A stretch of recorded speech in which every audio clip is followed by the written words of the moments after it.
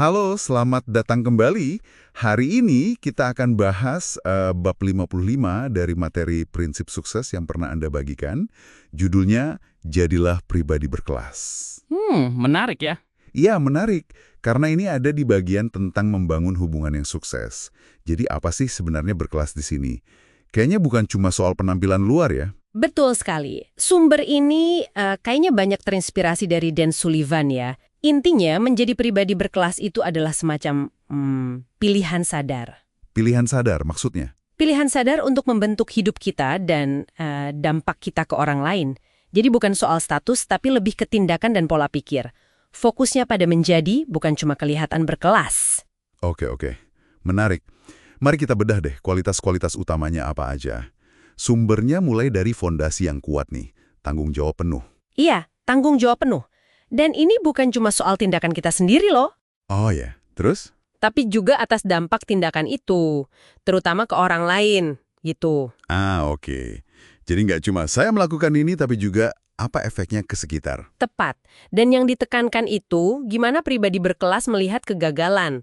Bukan buat nyalahin orang lain, tapi mengakui peran mereka, belajar dari situ, dan proaktif memperbaiki dampaknya.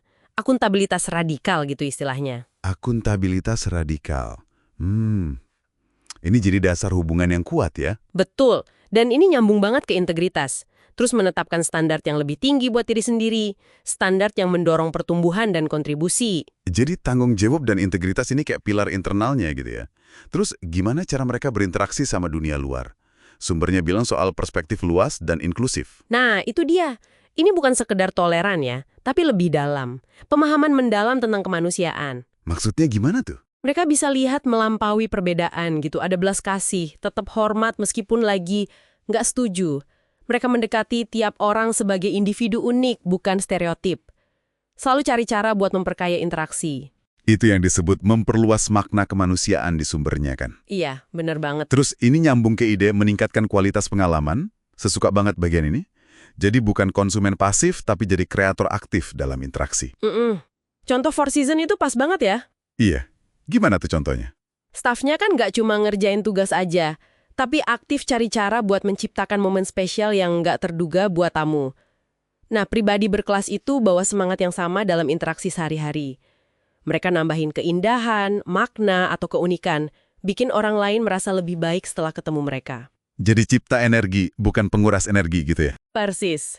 Mereka nggak bikin orang lain capek, malah sebaliknya. Logis sih, kalau gitu mereka pasti juga meningkatkan kepercayaan diri dan kemampuan orang lain, seperti yang disebut sumber, menciptakan lingkungan positif. Tepat sekali. Dengan mengakui keunikan orang lain, kasih dukungan tulus, dorong potensi mereka, mereka itu justru ikut senang kalau orang lain sukses. Nggak merasa tersaingi, malah ikut andil. Ini ciri kuat banget sih, kemampuan memberdayakan. Memberdayakan. Ada satu poin lagi yang agak bikin mikir nih. Katanya kita bisa kenali pribadi berkelas dari lingkaran pergaulannya. Oh ya, benar. Mereka cenderung menarik orang-orang yang kualitasnya mirip. Ini kayak cermin buat kita sendiri ya. Lingkungan kita itu refleksi diri kita. Betul, itu pengingat yang kuat. Tapi sumbernya juga ngasih penyeimbang. Gimana tuh? Ini bukan cuma soal gimana kita memperlakukan orang lain. Tapi juga, dan ini penting, gimana kita memperlakukan diri sendiri.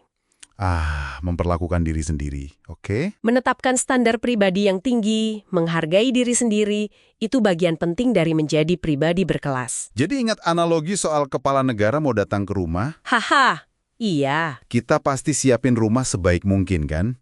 Pertanyaannya, kita kasih perlakuan kepala negara itu buat diri kita sendiri nggak setiap hari? Nah, itu dia.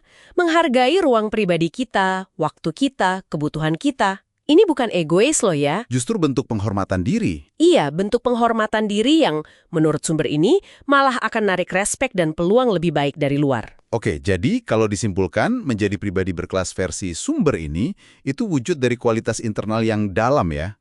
Tanggung jawab radikal tadi. Integritas kuat, perspektif luas yang menghargai kemanusiaan.